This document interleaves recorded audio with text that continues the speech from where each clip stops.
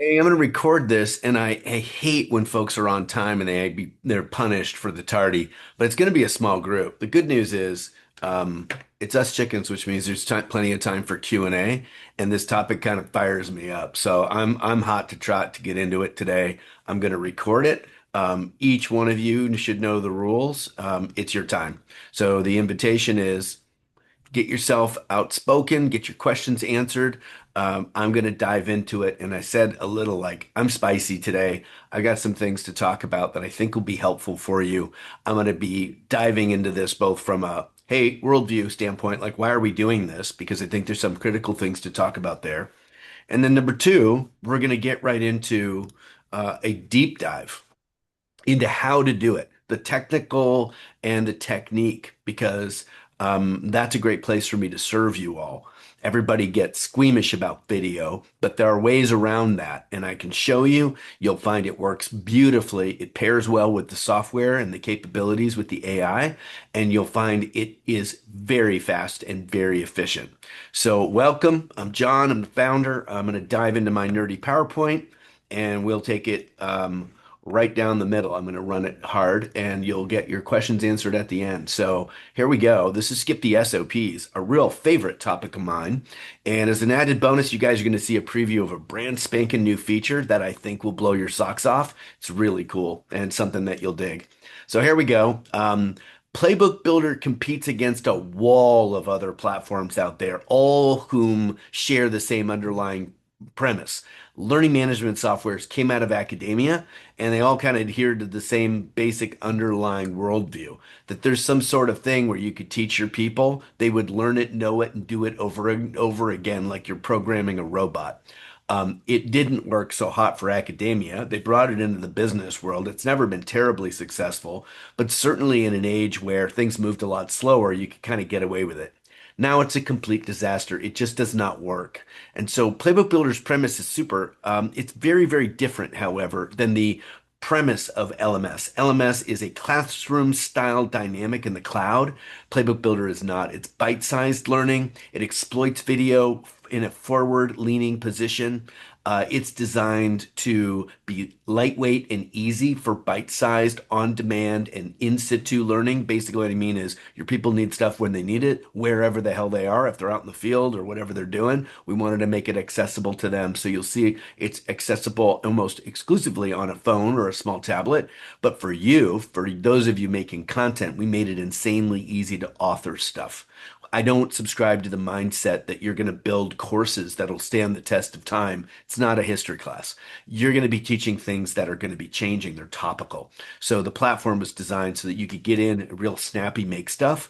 What you're going to love about the video conversation we're going to have today is this is not it's not solely about speed. There's actually a ton of other reasons to address it, but it is namely and I am okay. Thank you for the update. It is also because of speed. We are going to look at the merits of capturing wisdom. I'm going to discuss that because that's where it lives, is in storytelling, nuance, and technique. But one of the key benefits to you is you'll race along. You'll race along. And if I can prove something to you at the end of this, it's you could stand up a playbook in 30 minutes this way. No kidding. I'm not talking about doing something junky. I mean sincerely. And I'll show you how. So first thing we're going to talk about is an agenda. I like a good agenda. We're going to talk about the workflow, the gear, the techniques, some resources that are available to you. And boy, do we want you to use them. But I'm going to start with the why. So I feel in it's important to share my perspective here. I've been doing this stuff for 25 years. I was the guy that would be sent in to harvest wisdom out of the heads of very, very senior executives, Fortune 100 companies. I was a $20,000 a day guy. We bring the film crew, we'd interview senior leaders, we deconstruct how they think and help them build predictive models, help them build processes so they could scale. So what? Well, I used to put this slide in my presentations not too long ago because I thought it was funny. And it's a kind of a funny premise, right? Like there's some things AI can't do and ha ha ha and we shouldn't worry and isn't the hype all that. But something's changed and you ought to know about it. Something kind of massive is under the wraps been occurring and you should be apprised of it. So when ChatGPT first kind of came on the scene, like 2022, it actually couldn't even do math correctly. Like literally, you'd see 9 plus 8 is 56 and stuff like that, or 54 rather. And you'd sort of scratch your head and go, what the hell? I mean, this is practically useless. In 2022, that's where it was. In 2023, it passed the bar exam. In 2024, it was doing graduate level science and math. And in 2025, it started writing code that was so superior to senior level developers that they relegated code writing to AI. In February of this year, ChatGPT rolled out an extraordinary new advance in their platform called Codex 5.3. It was written in part by AI. So we're at that crazy inflection point where we're going to start to see this stuff moving and moving very quickly. They taught it to write code first so that it could develop itself faster than any human, right? Relentlessly, inexhaustibly. So I bring this up to you because I spent a lifetime figuring out how to help companies compete in an increasingly commoditized world. AI is moving very, very fast. And so I want to emphasize the use of video because it addresses something that's extremely dear to me that has to do with your business's success now and in the future. When I would go into a company, I'd commonly see this dynamic, top-down organizational design, the guy who built the company or his wife and he or she who started the company or whatever, but there's the one of them or the two of them running the place. And after a while, they needed to get some people on board, and so they delegated stuff they sucked at, right? Makes perfect sense. They were technicians and they wanted to be able to do more technician work, less answering the phones or doing taxes, so they delegated it. Then they got so busy they needed to hire other technicians, and on it goes. But eventually they'd reach a ceiling. And this would start to become untenable because the guy getting hired at the bottom there, the young lady at the bottom of the team who just got onboarded yesterday, was so far away from senior leaders, she could barely keep up. Those people at the top are running a 6 minute mile, and it's not their fault. They started the place, they got good at it, and they got a lot of wisdom in their heads, and they kick butt, so they're running fast. Nobody could catch them. And in a business setting like this, you call it hitting the ceiling in EOS. It basically means like this model, this framework, this whole mindset's not tenable. You just can't SOP your way out of this one. The organization is too distended from the people at the top, and it's just not a structure that you could sell. It's hard to delegate, and this is just simply broken. Top-down organizational design is a model from the 20th century. It doesn't work.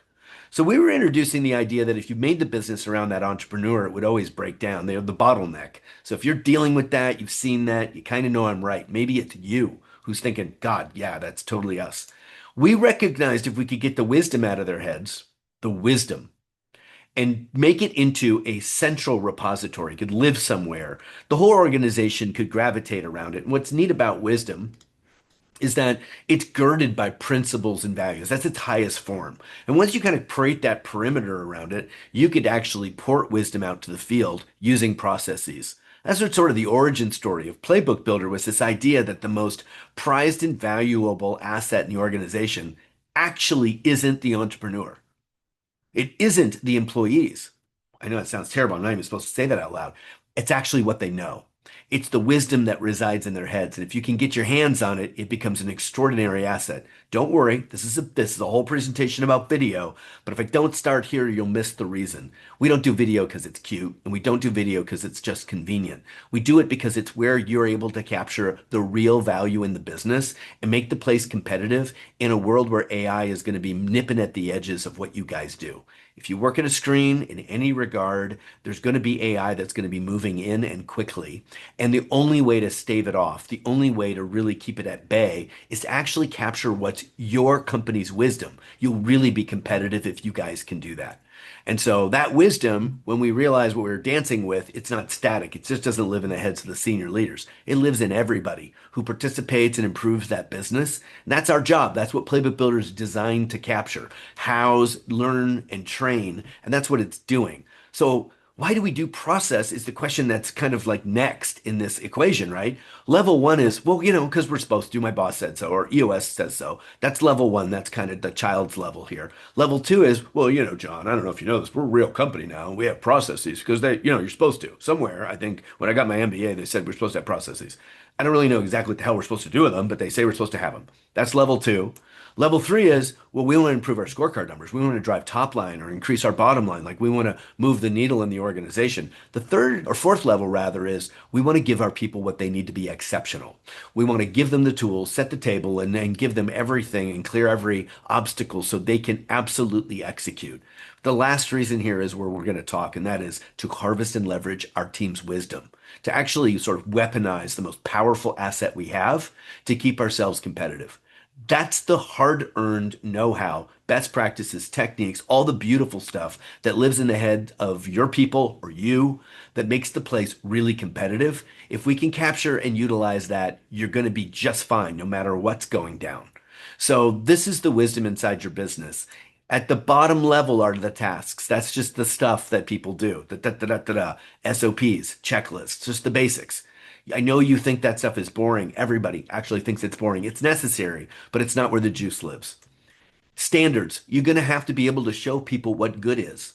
If they don't know what good is, they're just robots functioning with a checklist. That's not helping them. But when a mentor tells you, well, let me show you what a pie looks like. So while you're assembling the ingredients, you kind of know what you're aiming at. That's a great way for you to serve the learner. Judgment. Now we're getting into the tricky stuff, right? When do you do it this way? How do you decide how to do it that way? This starts getting into the values and the principles, and that's where the really deep level of knowledge lives. The senior level people, the OGs, the real experts, they understand the trade-offs. What we're going to tolerate. Is it important to be perfect or timely? How do we decide that? The judgment to do it, the standards of what's acceptable and the tasks to get there. When you uncover that kind of stuff, you're not just serving the learner so that they can do the job, you're teaching them how to think like an expert. So these are SOPs, and you're accustomed to these, and they are okay, right? An SOP, standard operating procedure, it's got the work instructions and the ingredients, and I'm being cheeky, it's not really an SOP, but it effectively is, right? Grandma's recipe for apple pie is what we're talking about here.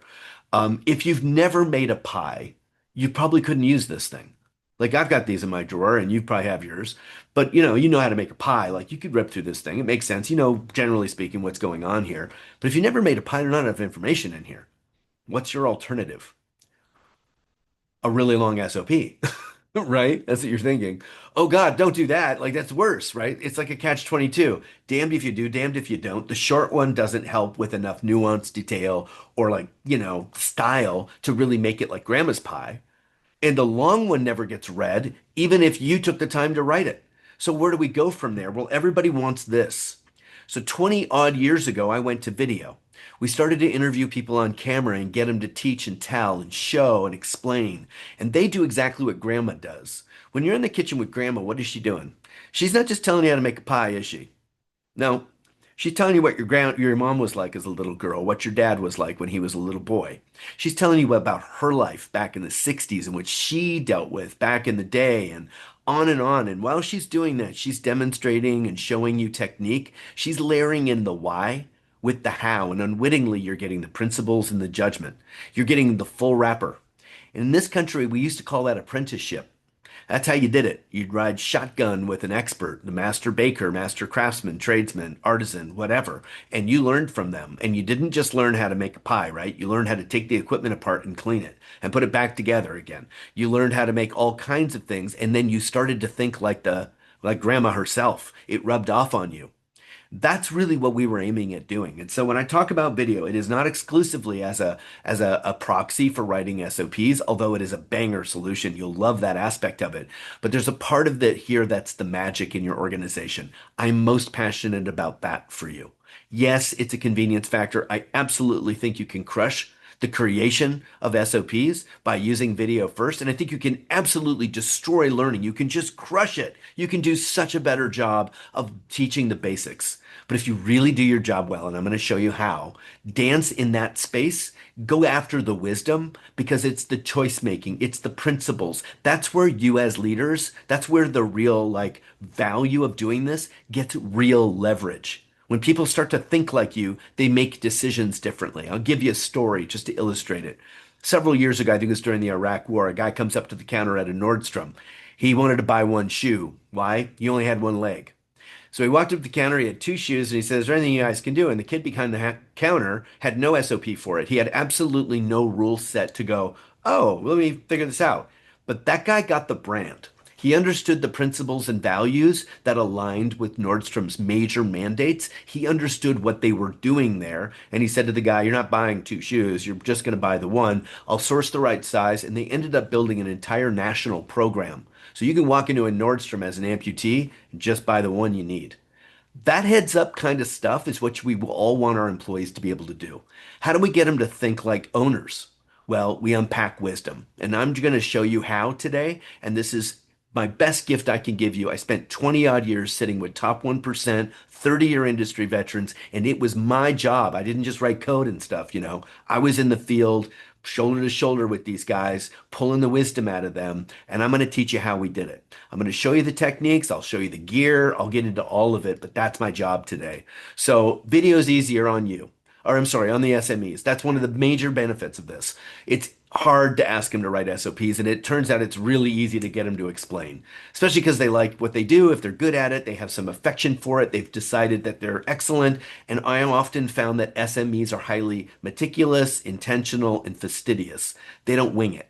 B players wing it. A players know why they do what they do, and if you ask them, they'll tell you. So it's super easy for them just to share instead of writing it all down.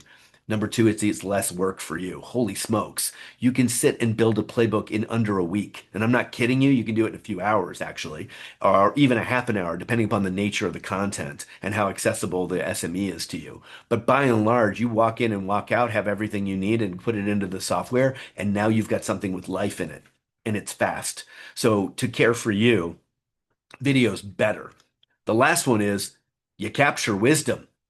Video captures the why, the how, the technique, the tone, and most valuably, stories. And I got people showing all kinds of things inside of playbook accounts that we've got all over the place, doing everything you can imagine from knowledge workers explaining nuances for reading contracts to a guy showing you how to clean the coils in an HVAC system. Doesn't matter. Subject matter experts are the same. They care. They're thoughtful. They've been doing it a long time. And when you get mentored by one, you get a full education. That's why video crushes writing SOPs. Should they be included? Yeah, sure. And you'll see how we do that. But they're a superior medium. Okay. So that's the whole thing. I'm going to start now diving into let's get after it, right? Your workflows first. This is the basics of it. I'm going to show you in the software in a second, but I want to just show you this little graphic. Number one is a playbook layout. You got to figure out where you're starting, which one should go first, and then structure the thing. There's a few ways you can do that. You know that you can do it in the software. I'll just touch on that if you don't know. But you can also just get old fashioned and stand at a whiteboard. I've done plenty of those, stick up notes or just map it out. You can certainly do that right on a whiteboard and transfer it into the playbook software. Number two, you're going to capture the wisdom. You're going to interview them. You're going to do it on camera. You're going to do it on a Zoom, but it's a conversation. They're not having to memorize lines. We're not going to do anything like reading scripts, nothing like that. You're going to interview them. It's fast and easy, and they'll show up better. They're not actors, so they kind of don't do great when they're just supposed to say their lines. But when you engage them and they talk, they're great. I'll explain. Number three, you're going to upload it into the software. You're going to convert it using the little magic button, and then it's going to get enhanced by adding other things to bring it to life, like scripts or images, links, checklists, you know, all that stuff on the bottom there, the assets that enrich the learner's experience. So first up is your playbook layout. And effectively, if you're at a whiteboard or in the software, you got major milestones and bullet points. That's it. It's not rocket science. That's it for process. It's a flow of information, work, you know, it's a flow mapping how work gets done. And the graphic overview is the information flow. So how does it work? Chapters and then break down into the steps. Not a big deal. Your playbook account is structured the same way. This is a sales playbook. It's divided by the processes, which are divided by steps. Boom, ba boom, ba boom, like that, right? You got steps inside of each one of those processes. Well, you make a video for each one of those and you're cooking. That's how you bring them to life. You don't have to do more than that. I'm pretty passionate about do the least amount you can actually to get the desired result. If you got to put videos in there, do it. You need 6 videos because they're doing brain surgery, do it. You need one or you don't need any and you just write a little checklist because it's not that hard, get away with it. Do it. But if you want to know how to like just jam through one of these, every step becomes at least an opportunity for one video, if not more. Okay. So we talked about the layout. Let's talk about doing the interviews. You're going to do Zooms or you're going to do face to face. I'm going to be talking about technique and gear in a moment. So you're going to get a deep dive on that. But essentially, I don't recommend you make them go off and do videos. They're awful oftentimes. Not a lot of people can sit and talk to the camera without feedback and memorize what they want to say. It's just not a habit most people have. But when you interview, and I'll give you some tools and show you how you can do it, you can absolutely get them to be great on camera, and I'll show you. And then, yeah, upload, convert, and enhance. So let's play in the software for a minute. I'm going to show you how to do this in a real working session inside the platform. So you've got your software, you pop in to add a playbook, and you already know this. You can build from a template. You can drag your accountability chart in there. You can stand one of these things up in the AI, which is pretty sexy. But I'm going to show you something else today that matters a great deal. Like you can drag an SOP that you've written right inside the playbook. But if your industry was bakery and you wanted to make a pie making recipe in here, or at least a playbook for uh, Granny's apple pie, you know how the software works. It's just so damn fast now. It can flip through here super quickly. Do you have a draft outline you'd like to upload? Or I'm going to say from scratch. But if I'd written the recipe, I could drag it in here. If you're not using that and you've already done the SOP work, no keystroking. You're welcome. It's like a fax machine. You drag the SOP right in here. You'll see a big box, like drag it in here. It'll use that to build your playbook. Otherwise, we build it from scratch. And if you see me do this already or know about this, good gravy. This is how you make a playbook in 30 minutes. You stand it up like this, ingredient prep, crust dough prep, apple filling, pie assembly, baking, quality control. We say that looks like the main structure. The thing makes the playbook. What does that mean? It's going to build out every step. It's going to throw text in there.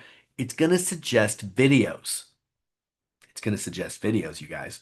So it's even going to nudge you like, probably be a good idea to make a video how you make the crust. Oh, yeah, that's a good idea. It's going to suggest file uploads, but basically you got the first 80%. What I suggest is if it's something really technically new or not new, established in your business, bring the subject matter expert in to tune up the playbook so that it's not like forced on them. Like if they look at this and they go inventory check, wash and sanitize apples, dry the weigh your dry ingredients, you're measuring fats, preparing liquid components, crust, cutting the butter, adding the chilled liquids. You see, it's got videos. How to hydrate the dough, signs of overhydration, forming dough discs, shaping dough discs. These would be good videos to make, right? So you say, with the subject matter expert, I'll be damned, that's pretty close. Let's change something. You see this text over here, this little field I'm showing with my mouse? You can change it. You're not stuck with stuff. Don't let the AI run you. You or your SME, your subject matter knows better. So if they don't use that or they don't do that, delete it or change the words. Don't just fill in these things and let the AI, guide you. Use it as a structure, but override it with your internal know-how. But once you're in here, you guys know the drill. Um, I'll do, I don't know, cutting the butter. All right. I don't even know if I know enough about this to make a video. Here we go. I'll do how to wash and sanitize apples. So I'm going to do a video on the apples that I use, okay? Best practice is the kind of apples I like. So I make a video. This works with uploading videos. This is going to work with screen capture videos. So you can do like things on your computer screen, things on your desktop, like a PowerPoint. Yep. And you can make a video in Playbook Builder, but the cool thing is at the end. Watch me. So the secret to my apple pies, it's the apples. I use the same apples every time. I use Braeburn, Spy, Granny Smith, and Honeycrisp apples. Those are the varietals. Good mix of flavors and textures.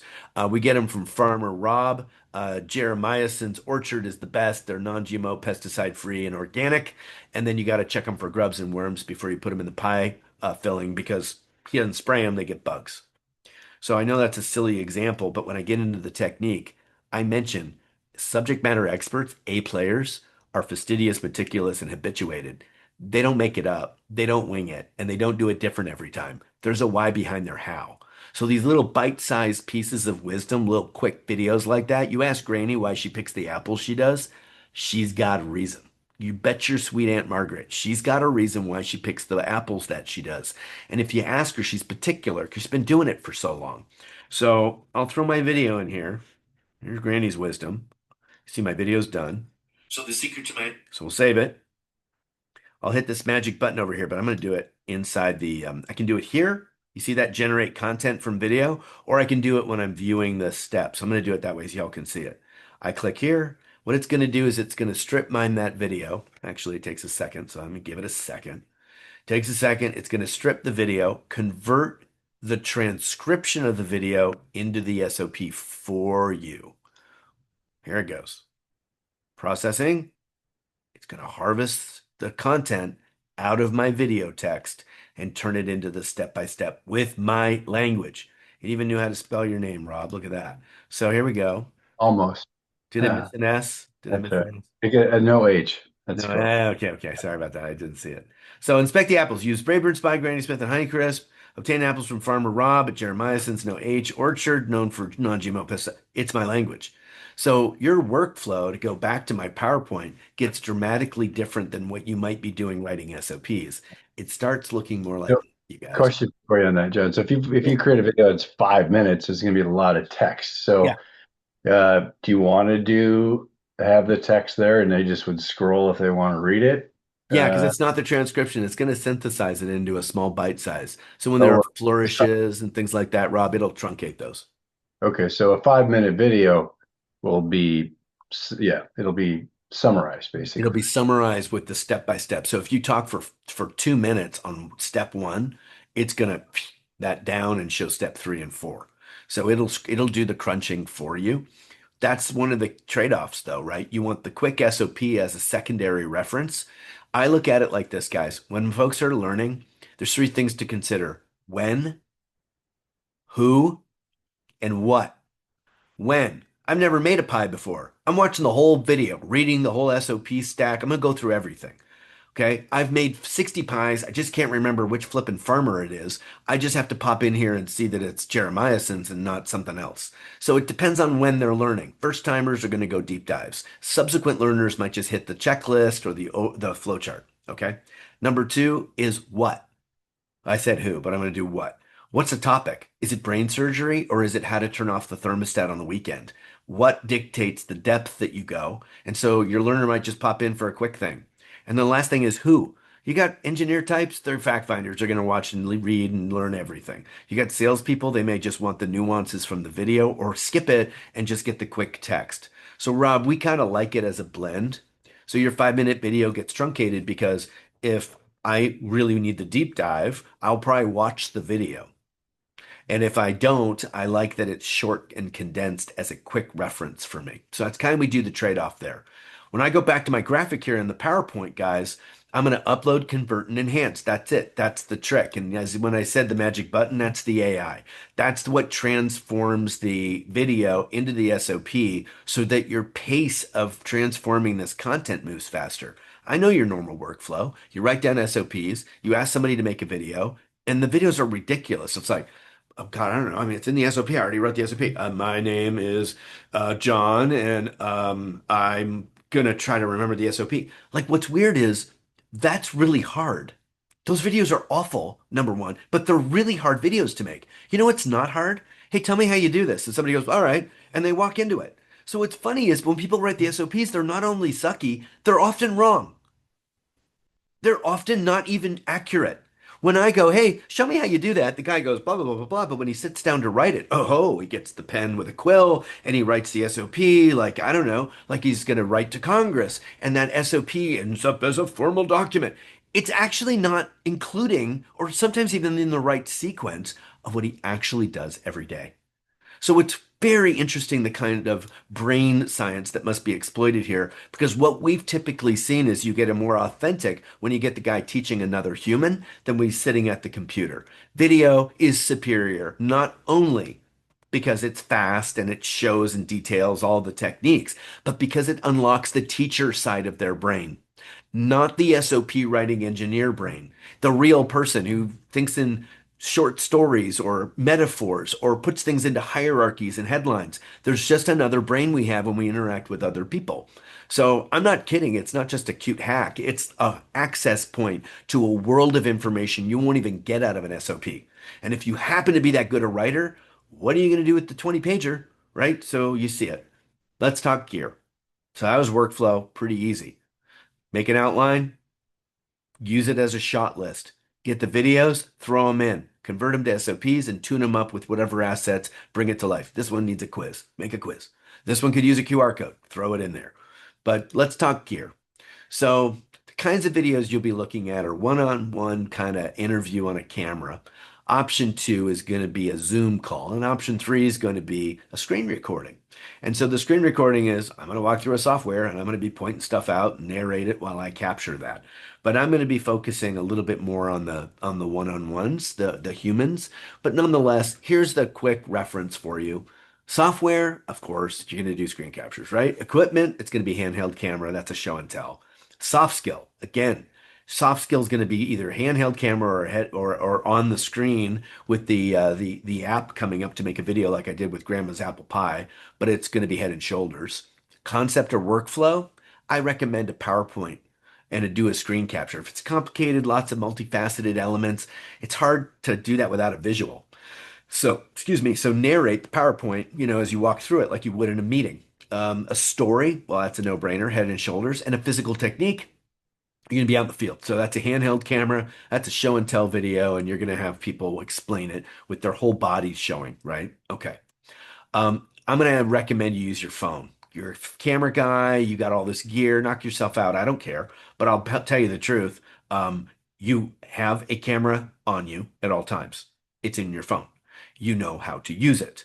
And if you've been to a family get together or a Christmas party, you know what it looks like whenever someone brings out, everyone knows that deal. I know what it's like to bring the lighting gear and the fancy cameras. It freaks people out. We did it. And they would be like, oh my God, what are we doing here? But you bring out your phone, everybody's super comfortable. So there's plenty of reasons. The most important one that matters when it comes to video quality is the glass in your phone is usually outstanding. They're not junky. I mean, maybe a few years ago, but not anymore. I mean, you're really looking at a quality piece of lens in your phone. I'll be honest, audio's not great, so we recommend a mic, but to a large extent, you're going to make beautiful videos. You're also going to notice this guy's shooting landscape. It's not Instagram. You're going to be shooting for YouTube's kind of. So I want you thinking that way. But that setup's pretty legit. This is the stuff I recommend. We use it. I'm holding the mic in my hand right now. I can tell you I use it. It's fabulous. Okay, that's a Hollyland Lark 2. That metal tripod holder, it's pretty much exactly what you saw in this, right? It's the tripod holder, it's the tripod, and it's a single mic. So he's not using that, but I recommend him. It's a puck. It has a little magnet on it. So you have to clip somebody on there like you're going to prom. You just snap it on there. The magnet holds it in place. And my goodness, does it do a nice job. So I recommend him. I've taken videos of guys out in the field, in warehouses and shop floors. Sounds like they're standing in front of you. Beautiful quality audio, and it's the only tell you're shooting on a phone. So it's the one thing you kind of need.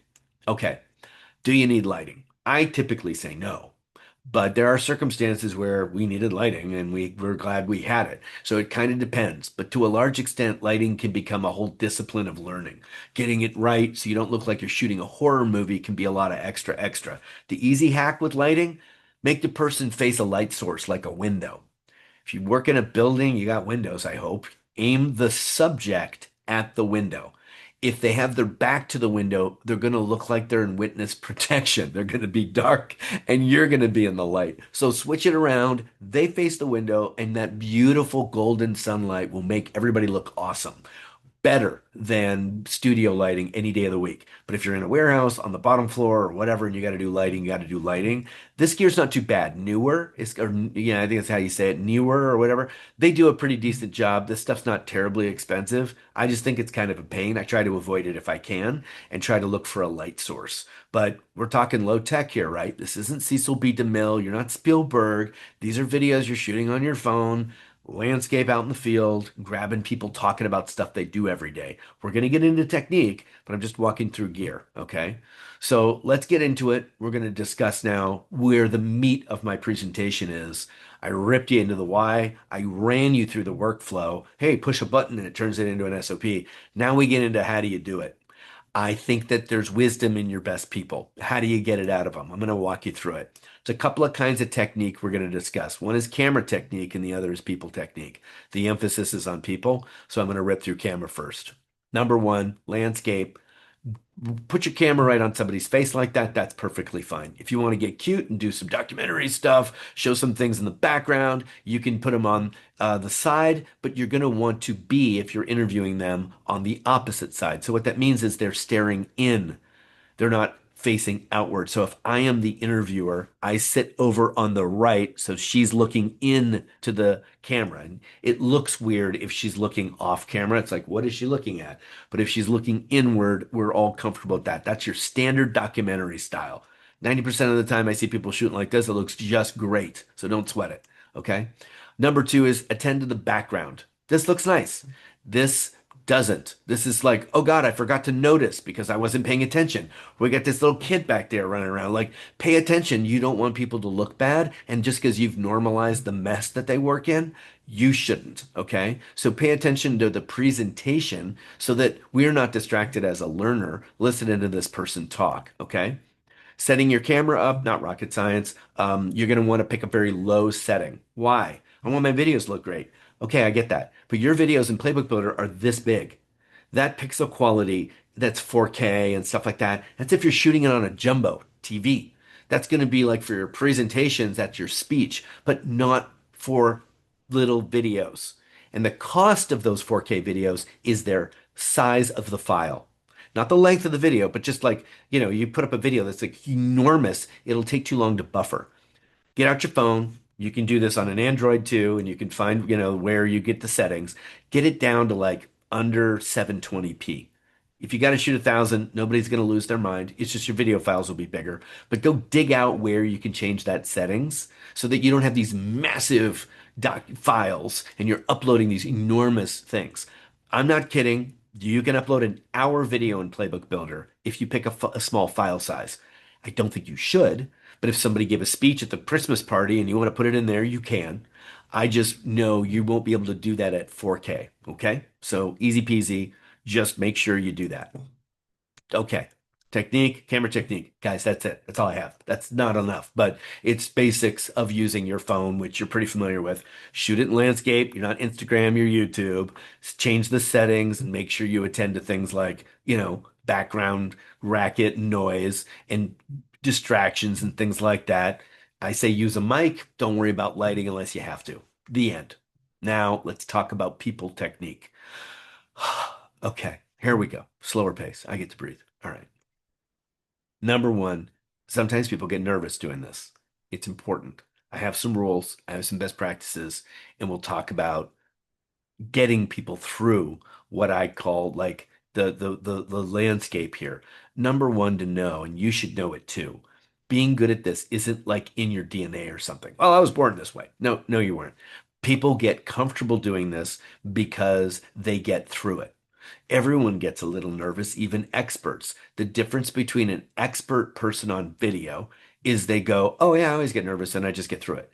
People who are not experts go, oh my God, I must be terrible at this. And that becomes the story for the rest of their lives. If you thought that way about riding a bike, you'd be walking. You just wouldn't be able to learn how to ride a bike. But everybody knows, well, yeah, you're going to suck. You're four. So you're going to keep trying and you'll get some scraped knees, but everybody learns. You'll learn how to ride a bike.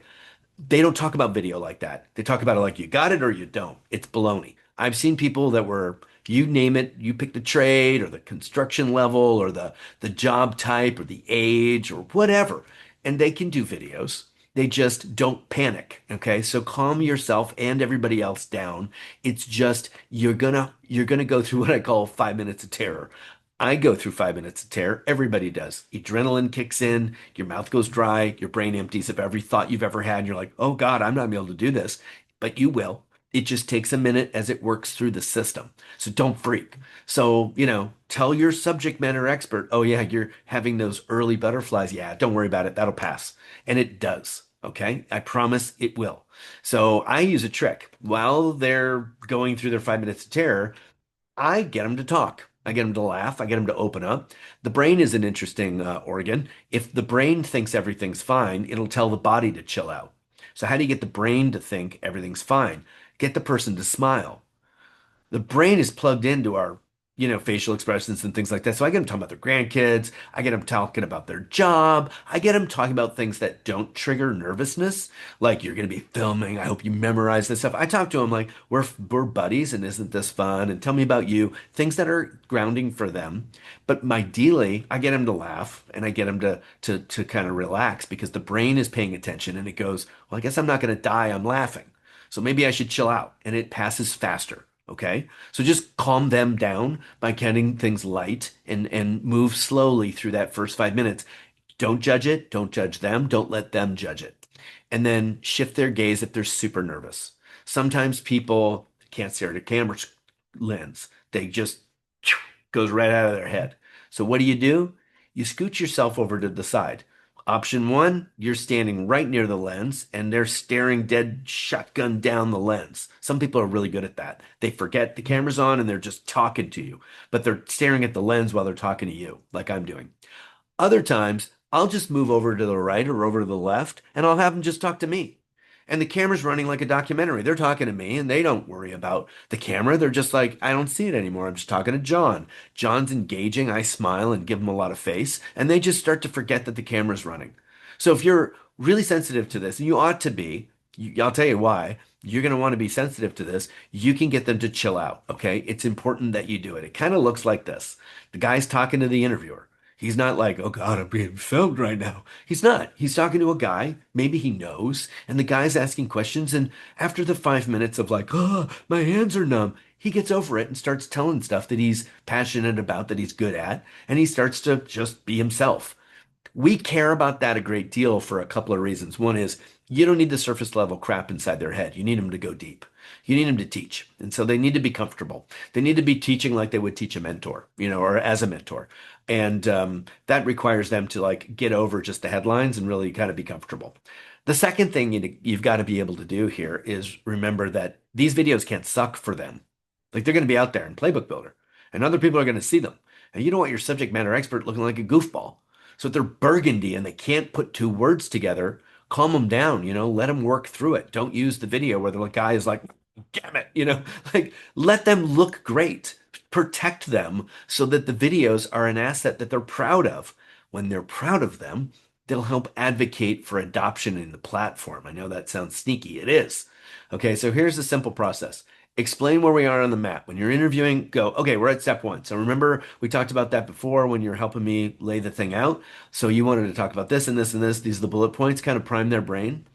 And then I go, okay, so go ahead and teach me about this. What is the process for blank?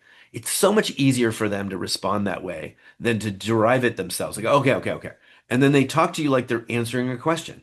And when you prime them to just respond, their brain can't resist a question and they dive right into it. So the benefit of this is you just kind of get them out of thinking about making a video and you get them to get back into teaching you. Very different brains. It's like the SOP brain, but the brain that's making a video sucks at making videos, so you panic. The video that's teaching how to do something you've been doing for 30 years knows what you're doing. Okay? Help them go deep. This is how you go beyond the superficials of tasks and you start getting all the way up to judgment, okay? And principles and the things that inform on that wisdom, that deep-seated knowledge. Why do you do that? Have you ever done it wrong? What happened when you did? What do most people miss about this? This is where the goodies live. And when you get them here, like me sipping that water right there, there's a moment that they'll kind of look off and into the distance. That's the visual cortex. That's triggering like actual memories. You're going to get some goodies when they do that. When they're just telling you stuff they memorized, it's right here in front of them. But when you see them kind of gazing off into the distance, typically off into the left, that's visual cortex. They're seeing things in their brain. They're remembering things, and you're going to get something really rich. So wait and watch. And you'll see like something happens when they bring that stuff forward, and you go, oh, that was what I was looking for. That's really rich. That's going to teach somebody not just do this, do this, do this, but Here's how it feels when you do it, or here's what happens if you do it wrong, or here's how I learned that lesson. The things that feel like grandma in the kitchen. Be like you're a hunter waiting in the bush, silent, breathless, waiting for that thing to creep out from behind a tree. Like wait for that moment because that's the gold. And I tell you, when you see it, you'll know what I'm talking about. So you're going to ask how and why, okay? It's okay to challenge people. I want to make it clear. In fact, sometimes it's really the best way to get solid training content. I am curious and I led with my instinct, which was to push a little bit. So when I was interviewing people, I would say things I'm probably not supposed to say as the training guy, but I was like curious about why they did it. So I'd ask them the thing and interrupt them midstream. Who cares? We're on a video. It doesn't matter. It's really like a dialogue interview. So I would just say, why you do that? I mean, it seems kind of like the long way around. Piss the guy off, you get a lecture out of him. You're seeing the authentic them. That's gold when they're giving you the sanitized video, like that's crap. You kind of can feel they're making a corporate video. But when the guy's like, dude, listen to me. If you do that, you're going to light the building on fire. And I know because in 76, I burned down half the factory. Here's what I was thinking. And you're like, oh my God, that's an asset. That's gold. That's going to go in here and people will remember that story forever. That's what you're aiming at. So if you push, challenge, ask them questions about it, like look like you're like, I don't understand why. You sometimes see them suddenly go, I was making a video, now I'm talking to you. Hey, knucklehead, like, why don't you know that? And you're like, oh gosh, that's authentic. That's really good content. I know it doesn't seem like it's important because you're thinking, I'm just getting the guy to talk about the tasks. No, you're not. You're getting him to go beyond the tasks and into the whys. And that's the real juice. So push a little if you want to do this exceptionally well. Get them provoked into authenticity. It's the difference between asking to ask and asking to understand. That's exactly how I term it. You know, trust yourself. You're smart. You've been around. If the answers don't add up, you feel like you're getting vanilla crap out of the person, keep asking till you find something informative. Ask them, like, don't you do it like, well, why do you do that? And what happens if you do it the other way? Isn't there an easier way to do this? And when they get defensive, you're about to get something gold. So be strong in the face of that. I know it sounds like a lot of work. It's just a lot more fun though. The video where you're like, oh God, video number five, blah, blah, blah, and they go blah, blah, blah, and you video it. Like, who cares? Nobody needs to watch that video. But when the guy breaks down and tells you about his dog that got run over when he was 6, or he shows you his broken hand and he says, that's why you don't put your finger in the machine, that's the stuff everybody learns from. That's what you're aiming at. So I want to encourage you, don't be afraid of those deeper kind of connections with these people, pushing beyond the superficial. That's really watchable. It's going to transform learning and it gets beyond, yeah, the SOP. So if they need help, they get stuck, they lose their way. Sometimes they start talking about their dog and they forget what the hell they're talking about. You might have to bring them back around. And so what I typically do is a really clever technique. I'm going to give you the tool on this call where the subject matter expert, if you think they're going to be a little ADD or they're a little stuck, they can actually outline their main topics, give you the sheet.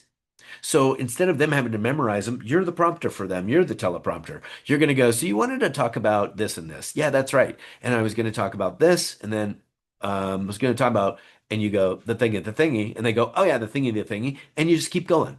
So it reduces their stress. And if they get lost, you've got the sheet. And I'll show you how to do that, but it's pretty simple. So here was our agenda, right? I'm kind of rounding third. The workflow. I said, you're going to start with the outline, either on a whiteboard or in the software, just to lay the landscape out. You're going to use that to pull a shot list, go make the videos, dump them into the software, convert them with the AI. Easy, insanely easy. I said, I'm going to walk you through the gear. Like, what do you need? And you don't need much. That's the beauty of this. It's not like you have to hire a film crew. You certainly do not. The technique, well, there's more to it than just put a camera in somebody's face. There's which way, what do you need in terms of like filming technique? And then more valuably, how do you work with someone? You don't do this to someone. You don't let them do it. How do you work together with them? And that's the technique of eliciting real wisdom out of them through the interview technique, pulling and asking questions and getting them to become comfortable enough to really show you their real stripes. And that's the real juice of this. Finally, I'm going to discuss some resources with you. 25 years, we got a lot of stuff. And so we got stuff to share with you. This is the video SME prep guide. I'm gonna stick that in the chat for you. It's a really nice tool. It's one on the left, and it's a helpful one for them to think through a video. You know, I get salespeople, you just like shake them like a pop bottle and good stuff comes out. But then you get somebody who's not, somebody in accounting, and they need to think it through, and they're not going to come up with stuff on the fly. Are you out of your mind? Fine. Let them fill this out. They'll put their thoughts in writing, and then you hold the sheet. So they're not having to read it, which is terrible. You can have a conversation, but if it gets off track, you can prompt them. They love that. The priority tool is just to know where in the hell should we start making playbooks. And that's an easy tool for you because your whole leadership team can participate in that. And if you haven't done that or need to, that's a fantastic, simple tool to hierarchically rank these playbooks and get into it. The process roadmap is, I don't know, 20 odd years of doing it. It's only a few pages. It took me a long time to write it, though. It's the body of work. It's basically, it's not even this thick. It's just a little document. It's just a stupid marketing thing that makes it look like it's a book. It's not a book. It'll take you half an hour to an hour to read this thing, but it's the whole workflow. And you'll like that. It's going to guide you through some best practices. You know that we built a psychometric, basically like our own analysis tool to help you figure out your personality and how you tackle process. I'll share that with you in here. And then what happens next? So this is the deal. We could talk about these things theoretically, or we can actually leave here with a game plan. I'm going to want you to leave here with a game plan. I think it's baloney to spend an hour if you spent that long and just basically be like, cool, thanks, bro, and then go off and do whatever. So I'm going to challenge you guys to actually do something. We'll see if you do it. It's okay if you don't. I mean, I respect your schedules, but I also know if I can serve you better by challenging you to actually execute, you'll get stuff done and you'll be happier with the whole thing. So let's do it. Pick your most crucial playbook. If you haven't done that, pick one. Number two, pick your SME, and I say wisely. So what I mean by that is pick somebody senior enough to know what they're talking about, but somebody that's fun enough that people are going to want to listen to them. Like Bob's been here for 30 years. Everybody hates that guy. He's got the title, but nobody wants to like listen to Bob. Like, don't go to Bob. Go to somebody else who's got the same level of expertise. I mean, if you have to go to Bob, you do. But ideally, if it's a toss-up, go with the guy that gets everybody out for a beer on Friday night because he'll bring his buddies into Playbook Builder because he's proud of what he put in there and he's going to be engaging and gregarious on video. Pick the person with a personality, okay? Map on a whiteboard. Draft it with AI. Use a template, but build out the structure. Okay, you're going to do this next. And then interview the subject matter expert on camera. Make a video. If you feel the hunch, the instinct to go to the second video, knock yourself out. Make a second video. If the guy's got a story in him and you know it, let him teach you how to do it and then tell you a story as a second video. Great combination for most playbooks. Okay. Interview the SME on camera. And then finally, convert them to SOPs and tune up a playbook. Here's your challenge. I have gotten tired of people telling me they don't have time to do this stuff. It's baloney. And I care about you guys, so I'm going to straight up talk to you like grown-ups. You do have time to do it. You may not have made it a priority, though. And so that's a decision you have to make. And there's no other way around it. The software works. It's fantastic. It's used all over the world unless you don't turn it on or get in there. So you need to make a plan. So you need to get out your calendar, and I mean right now, and you need to pick a date, and you need to pick the playbook, and you need to discover who the SME is before the deadline. I would say because you're starting at absolute zero and I'm challenging you, put yourself out there for 2 weeks, maybe a week. If it's you, you should do it next week. Book an hour or two because you're learning and go through this workflow. Pick the playbook, pick your subject matter expert, maybe it's you, map the thing, and then make videos for every single step. 1 2 to 3 minute video for every single step. It will not take you all day to do it, especially if you or the person you're interviewing knows what they're doing. They're actually typically very fluent. Yeah, that question, sure, I'll talk you through how I do that. We don't do that. Well, then get rid of that step because that's not what you guys do, right? So it's not that difficult. Turn those things into SOPs and you've got a playbook done. Like we can talk about this stuff theoretically, and I can do that till your faces fall off. But the truth is, the best way I can serve you is to just go prove it to yourself. Run a pilot, make a playbook, see how fast and efficient this is. I dare you. Just do it. You will discover I'm right. You'll also learn things in a different way than watching a webinar, but prove it to yourself. The best way to do it is with a deadline. So put it on the calendar while we're talking. You know you have to do this, or I don't know why you have my software. If it's not like a thing you're doing, then you should be paying for it. You should be waiting patiently until it actually becomes important. My guess is you're on this webinar because it is important and you do need to get it done. So go put the time on the calendar if you haven't, get through this, and then tell me how it turned out. You got my email. I want to know. I'm going to give you a whole bunch of stuff in the chat right now, and it's real stuff. It's valuable stuff, but it's all the stuff I just talked about. I'm going to go right in and I'm going to just link it. So if you're still on this one and you haven't left me yet, thank you. I'm going to dump it in there and then I'm going to turn it over for some Q&A. This stuff is new, probably for some of you guys. You're like, what in the world? I've never done this before. Not a big deal. I'll answer any questions you have and I'll do my darndest to make sure you get out of here with the stuff you need. So what am I putting in there? Links to buy the gear, the process guide, the priority planners in here, the playbook builder tools. That's the one with the SME sheet. So if you get somebody who's just like, I suck at this, please don't make me do it, they can write down the things they want to remember. And then what else have I got in here? Yeah, that's good. I'll just show you in the tool set so you don't get lost in there. So let me share my screen again so you guys can find that really fast.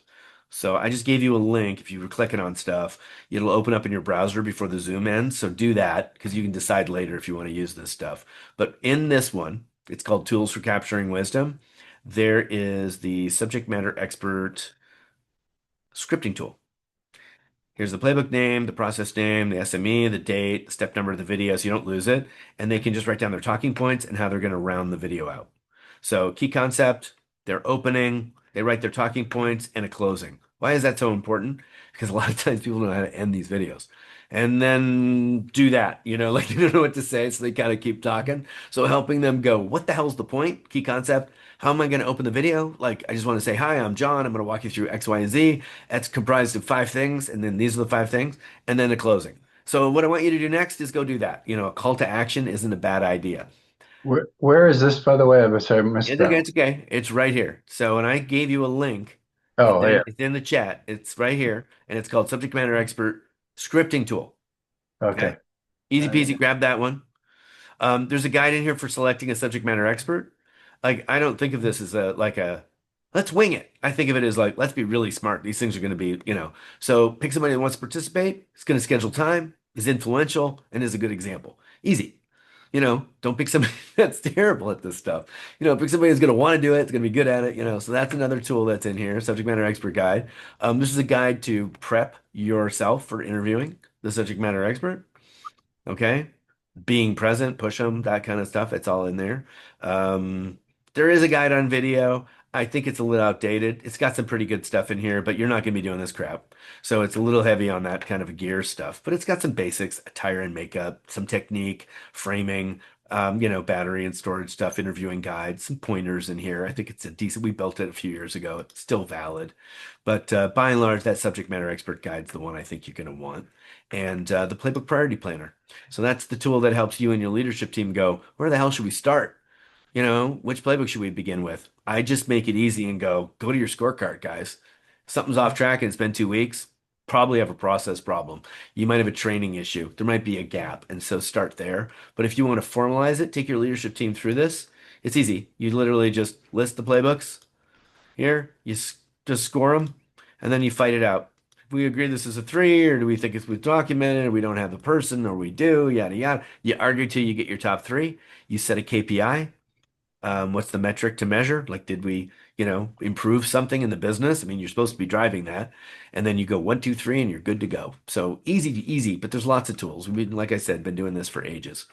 I even gave you the process profile, which is kind of like our psychometric, kind of like a Myers-Briggs to know how to think about process. Now, I run through a lot of material on these calls. I always make them available afterwards. So if you're panicking, like, geez, dude, you ran through, a lot of stuff quickly, don't worry. But I'm still here and I'll still answer questions. There's a handful of you on here. And if you want to ask me questions, I'll stay. If you got to bail, we're getting close to the hour, but please just type it in the chat. If you don't even want to get off mute, you don't have to. But I'm going to challenge you. Like, I don't want you to just watch. I watched the webinar, go do something. So, who's in? Put your name in here if you're going to commit to a date. How about we do it and make it real? Write your name in here if you committed to a date. Come on. Yeah. Rob's like, You want that? yeah, put your name in there if you're going to commit to a date. If Oh, you're yeah. not, it's okay. I'm not going to shame you, but put your name in there. Rob's in, Cody's in, Leslie's in, right on. And I want to be in your corner. So if you guys are diving in and you're like, I'm in, please know, like, you get stuck, you've got questions, like, my God, we care. Like, please reach out. You have my email. Here, I'm going to do this too. You need me, you can reach me. I'm going to give you my um, calendar link. You just get yourself some time with me. You're probably working with Amber. If you're not, you're absolutely nuts. Amber's amazing. If she's reached out to you and you're not using her, shame on you. She runs with you for, for free, but I want you to be able to utilize her. Um, but you've got me too. So I'm in your corner. Just reach out.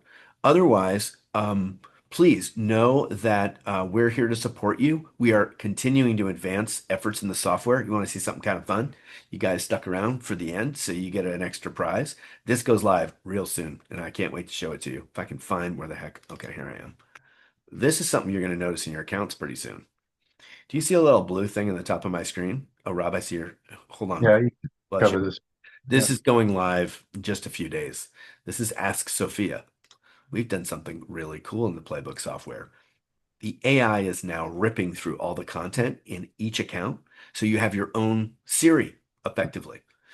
You can talk to it, you can ask it a question, it'll shoot back an answer, it'll point to stuff that's in here. I can ask it majorly basic stuff like what does Acme do? And it's going to serve up an answer aggregated from all the content in there, which is pretty nice, right? The provided content does not explicitly state what Acme does, but here we go. We got some answers and we can point to them and it's right in the playbook. Or I could say, what kind of apples do I need for pie? So we just did that one. You guys watched me make the video. I think it should be in here by now. It would have scrubbed it.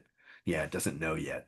So it takes about an hour or so after you upload content, but then it's all searchable. So the value prop for your team is it could be out in the field, it could be in, anywhere. Pull that up, ask it, and it brings them to the spot in the playbook where you've uploaded stuff. It does take a minute to get it searched and accessible, but once it's in there, it's really, really cool. All right, So well, this be I saw like you. a button on the top or something once you're in your playbook? Is that what Yeah, it'll? it's right here. Oh, okay. That's what it will look like. Okay. That's what it's going to look like in everybody's account. I Yeah, got it great. live. I got it live in a handful of accounts that are demoing the product right now. So let me go this way. Yeah, these guys, Focus CFO, Nexus is playing with it. Wildman is playing with it. I don't know if I've got them in here. Yeah, they're going to be playing with it too. I love this video.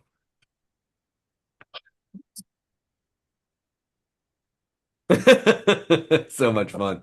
Yeah, these guys are great. So anyway, Rob, you had a question. I want to make sure I answered it for you. Yeah, just on your what happens next slide. Yeah. Um, Pick your most crucial, pick your SME, then the third one, map AI or template a playbook. Just confirming what exactly is that Okay. step? Easy peasy. So what you're going to do, um, map on a whiteboard, and then take the document, drag it into Playbook Builder, use the AI, the Playbook Architect, or use one of our templates. Yeah. But basically, get it basically structured. So So the map is just whatever content you have in a Word, yeah, PowerPoint yeah, I document. mean, I'm OG, right? I'm 54. I used to do these things on a whiteboard, and it's kind of a good team sport, right? Like you get, stick up notes, whatever, executive team or whomever. You're in there with the subject matter expert. You're basically like mapping a process old school with like a whiteboard marker. Yeah. And so So what do you do with that thing? Well, you can translate that into the playbook software. You can do a couple of things. You can write it all down and put it in a document and drag it in, or you can just keystroke it in there yourself manually. But just yeah. basically, you just need to get the boxes set up. I like using the AI for that now because it builds it in seconds. 8 seconds later, I'm looking at a whole playbook and I go, okay, I get module one, step. I need to know these videos. Okay, I got a punch list to go through. So it's the fastest path, Rob, but you could use a template. It'll do the same thing for you. Okay. So if you were to just for example, like, hey, your 30, 60, 90-day plan of onboarding, for example, Yeah, right? And if you got sort of 10 things in each of those, that's what you're starting with. 10 2-minute videos. Hey, I'm Rob. I'm the founder. I want to walk you through what's going to happen in your first day. So I wrote this down before I did the video, so I remembered it's these three things. I'm going to meet you. We're going to get your desktop set up and all your computer software locked and loaded so you're really comfortable. And then we're going to introduce you to the rest of the team. That's what's going to happen on day one. The end, Okay. video. And maybe you got more to say or you want to tell a story or I mean, I don't care, but Yeah. I don't Okay. want you to feel like you got to make an hour long All right. video or make a Yep. hundred of them. Day one thing, first week, first month, whatever. Those types of. Totally. Those are all single opportunity videos, but you may be moved to do more. Sometimes, you feel the spirit move and you're like, man, I got something in me. I'm going to make another video. Knock yourself All out. right. Okay. Thanks. Got it. Yeah, super easy. Anybody else? Let me go back to chat in I have a case. question. Yes. Hi, Leslie. I'm John. Hi. Hi. Okay. So I've already started my playbook and I've got, I guess, hold on, let me look. I have the steps in. Sweet. So I've already got underneath the steps, I've got the descriptions in there. And these are things I took from AI and they don't exactly match the verbiage of like our checklist that we have. But my Okay. question is, if I were to interview someone and I want to use like what you did with the AI to spell out the steps, Yes, ma'am. do I need to start a new playbook to do No, that? Or, no. It's so okay, great. You just highlight that text and delete it. okay, Isn't okay. that cool? Will it write in Yes, ma'am. if I leave what I've already got, it'll still just add more? Yes, it'll Or push should it I down. just, It'll push it down. So okay, what I okay. often do, I'll give you a real for instance. So if I made one, you guys can't see my screen. Hold on a sec. I'm gonna show I you. was like, man, this would have done all this work I've already done for me. Yeah, no kidding. I mean, I love that, right? Now, it's not always right, like you said, and I love that you said that because it's like, oh, this is close, but no cigar, right? So you just do this. I like it. I can edit it. Hmm. But if I make my video and dump the SM put my little head and shoulders video, it'll throw the new text above it. So I usually just do a carriage Perfect. return, so a little space. And then if I like mine Perfect. more than this, heck, I'll just delete it. Yeah. I just didn't want to, interviewing someone if they forgot a specific step or something, or, I just didn't want to get rid of all of that. Totally. It's a weird thing. And Leslie, I don't think you're nuts for asking the question because I think sometimes the AI is like super close. And the purist in me would be like, get rid of it. We shouldn't use it. You should just go right to the subject matter expert, not even be distracted by the AI. But some folks we found were like, oh my God, we thought of stuff we never would have thought of. There's best Exactly. practices that we wouldn't have been doing if it hadn't been for the AI suggesting it. We love that. We just, have to delete it when it's wrong. So you get to delete it if Or it's wrong. Yes, ma'am. the verbiage is a little bit different. I like the language a little bit more. That's So right. yeah, I That's like right. that too. So, Okay, thank you. you guys are great. Any feedback for me? How'd you guys like this? Was this helpful? Yeah, this is Loved good. it. It was Really great. helpful. Was it Yeah. great? Okay. So I love doing these. And so I always ask because it matters to me. I'm not here for me. I really enjoy doing these, but I love serving you guys. And I don't want you to let anything stand in your way. So that's a real sincere invitation. All of y'all can just reach out directly to me. I actually care. I'll read my emails and I really will jump into a call if you're stuck. We have people, but I'm always, a resource to you. So good luck. All Keep right. me posted and honor your deadlines. Nobody else will. So you guys have to make them real. You guys have a great rest of the day and thanks for being here. Bye bye now. Thanks. You guys take care.